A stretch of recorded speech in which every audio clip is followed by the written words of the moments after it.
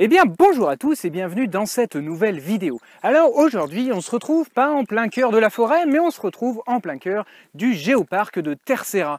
Et oui, aujourd'hui le but de la vidéo c'est de vous présenter un petit peu le géoparc ici des Açores et quelques particularités géologiques de cette île. Alors ne fuyez pas tout de suite, hein. Bien sûr on parlera aussi un petit peu biologie et écologie. Alors tout de suite, eh bien c'est parti, en avant.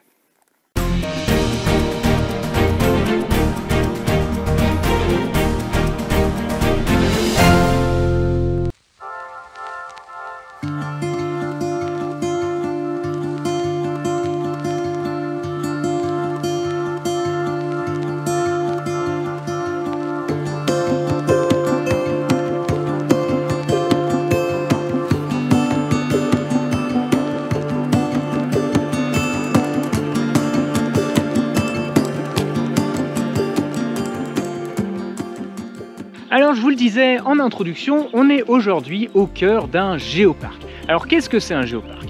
C'est une zone en fait qui possède un patrimoine géologique d'exception qui est classé. C'est un peu, si vous voulez, une réserve naturelle pour les cailloux. Alors un géoparc c'est composé de plusieurs géosites. Aujourd'hui on va en voir deux. Et en fait un géosite c'est une petite zone qui possède des caractéristiques très particulières tant au niveau scientifique que touristique mais aussi culturel. Bref, c'est quelque chose de très particulier. Un géoparc ça possède trois objectifs. Le premier bien sûr c'est la protection de la qualité scientifique et paysagère de la zone. Le deuxième objectif, c'est d'éduquer et de transmettre des connaissances quant au lien très intime qui lie le biotique, le vivant, et l'abiotique, les cailloux. Et c'est aujourd'hui un petit peu ce que je tente de faire. Et le troisième objectif, on va dire un petit peu classique, c'est de stimuler le tourisme et notamment le géotourisme.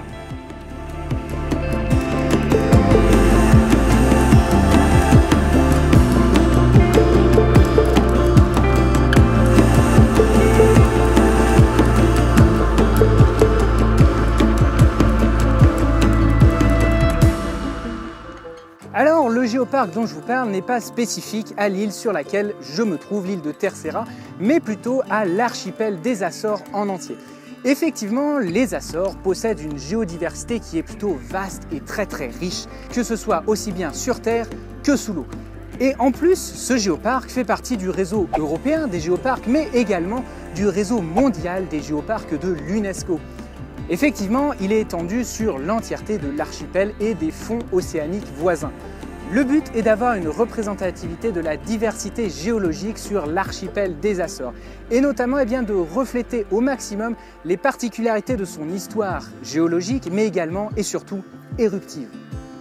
Alors Terceira c'est un volcan, ou plutôt c'est des volcans. Effectivement, l'île se situe sur un rift. Alors qu'est-ce que c'est un rift? Un rift en géologie, c'est une zone linéaire d'extension entre deux plaques. On peut également l'appeler dorsale en français. Et celui de Terceira a la particularité d'être long de 550 km, donc relativement petit, mais d'être celui le plus lent au monde. Effectivement, entre les plaques, ça s'écarte que de 2 à 4 mm par an. Donc c'est très lent.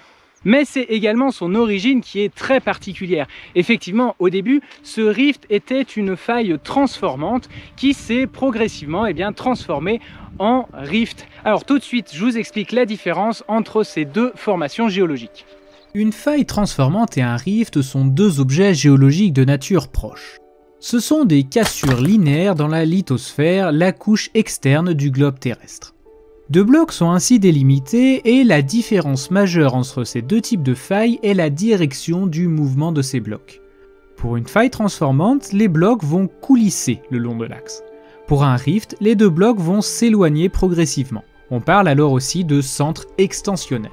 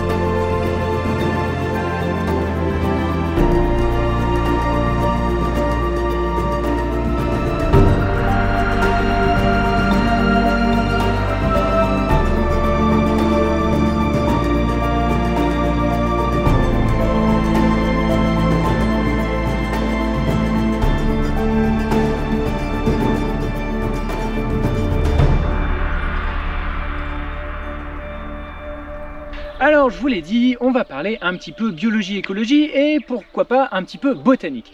Effectivement, ici on est dans un type de végétation qu'on nomme une végétation éricoïde. Alors je vais arrêter ici tout de suite les mots compliqués et je vais vous expliquer tout ça. En fait, éricale, c'est un ordre de plantes. Et au sein de cet ordre de plantes, on retrouve notamment les éricacées. Alors les éricacées, c'est une famille qui contient la bruyère, la myrtille et notamment aussi les rhododendrons. Ici aux Açores, on retrouve 3 espèces principalement au niveau des éricacées.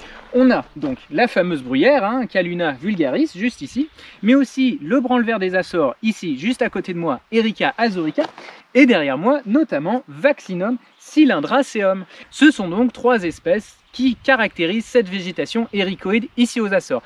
Mais les Réunionnais, vous l'aurez peut-être remarqué, ça ressemble très fortement à la végétation éricoïde que vous avez en altitude. Effectivement, en écologie, on a 2 types de gradients qui peuvent parfois se confondre. On a le gradient altitudinal, celui de l'élévation, et on a le gradient latitudinal, celui qui part de l'équateur et qui remonte vers les pôles.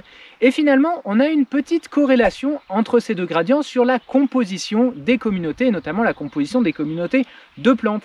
C'est pour ça que ici aux Açores, on est plus haut au niveau du gradient latitudinal. On va retrouver une communauté de plantes qui se rapproche de celles que l'on retrouve dans de hautes altitudes, mais à de faibles latitudes.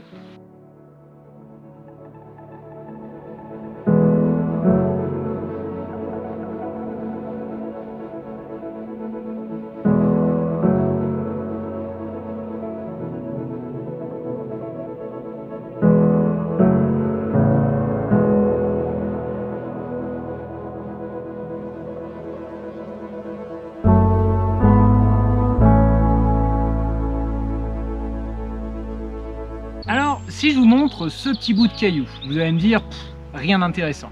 Maintenant, si je vous dis que c'est du basalte, alors les plus géologues d'entre vous vont me dire, ah si, quand même. Effectivement, le basalte n'est pas une spécificité terrestre, mais est présent sur une grande partie du système solaire. On le retrouve notamment à la surface de certains satellites, comme ceux de Jupiter, mais aussi la Lune, Mars, Vénus, bref, et même certains astéroïdes. C'est une roche qui est extrêmement répandue à la surface du système solaire. Alors maintenant, si on s'y intéresse un peu plus, le basalte, c'est une roche ignée extrusive aphanitique. On termine encore une fois ici les gros mots et je vais vous expliquer chacun de ces mots. Ignée, c'est-à-dire qui provient d'un magma. Extrusive, c'est un magma qui est arrivé à la surface. Aphanitique, pourquoi? Eh bien parce qu'on dit qu'il a un grain fin, et parce qu'on ne voit aucun cristaux. Si je vous montre du basalte, c'est noir. En fait, il y a tous les éléments chimiques pour former de magnifiques cristaux à l'intérieur, seulement, eh bien, ça refroidit trop vite et du coup, la roche s'est solidifiée tout de suite, a figé les éléments chimiques dans la position dans laquelle ils étaient, sans que ceux-ci puissent s'agencer en différents cristaux. Et c'est pour ça qu'elle paraît sombre et noire. Alors le basalte est principalement composé de magnésium et de fer, et c'est notamment le fer qui donne une couleur rouge à certaines plantes qu'on croise ici, comme la sphène palustre. Effectivement, cette plante va absorber le fer, le stocker, et finalement, avec l'oxydation naturelle du fer, ça va rouiller à l'intérieur de la plante et donner cette couleur rouge. C'est une roche qui est issue d'une lave qui est très pauvre en silice. Et la caractéristique des laves pauvres en silice, c'est qu'elles sont extrêmement fluides. Et donc on va retrouver de grandes étendues de basalte lors d'une éruption. Finalement, le basalte, on sait à peu près qu'il provient du manteau supérieur. Et donc, étudier la chimie à l'intérieur de ces roches peut nous renseigner sur la composition interne de la Terre. Alors, toujours aussi inintéressante cette petite roche ?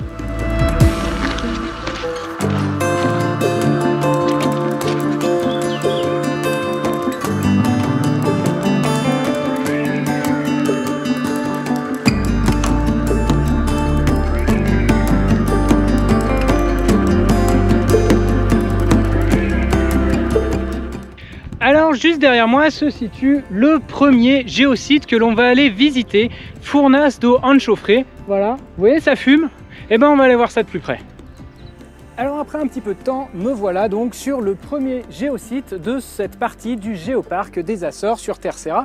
Donc c'est Furnas do Anchofre et donc en fait c'est le plus grand champ de fumerolles de l'île. Alors qu'est-ce qui en sort? C'est principalement de la vapeur d'eau mais aussi des gaz volcaniques tels que le CO2 ou tout un tas de gaz soufrés. Je vous assure, ça pue l'œuf pourri, c'est terrible.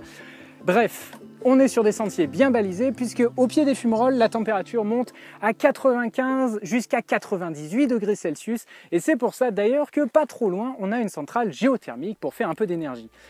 Les Furnas do Anchofre, j'y étais déjà passé l'année dernière, j'en avais fait même toute une vidéo dédiée, je vous laisse ça en description et en fiche. Voilà, si vous voulez aller en savoir plus, pourquoi ici, eh bien ça fume. Le deuxième géosite que je vous détaille aujourd'hui est Alger do Carvão. Ici, on est face à une cheminée volcanique profonde de 90 mètres, et heureusement, celle-là ne fume plus. L'origine de son nom reflète bien ce monument naturel.